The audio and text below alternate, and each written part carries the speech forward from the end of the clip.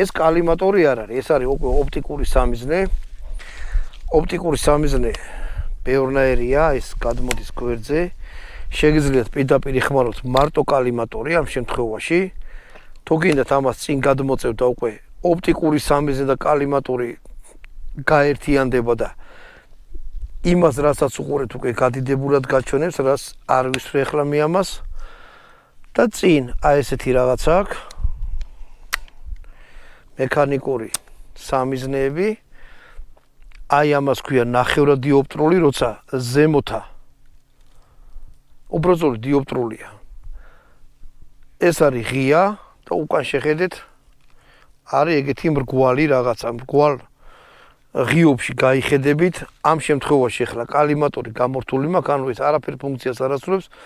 უბრალოდ ამაში გახედვით დავინახავ წინა სამიზნეს. მეტი არაფერი. დიოპტრული სამიზნით. მეცდები ახლა აგერ მიახედე იქით. სამიზნეა დაყენებული, კიდე ერთი თხოვნა მაქვს, თუ სადმე გახვედით ტყეში და სოლა დააპირეთ. ნახეთ, რომ იყოს ესეთი ხევი, იმის უკან არაფერი არ იყოს დარწმუნდით.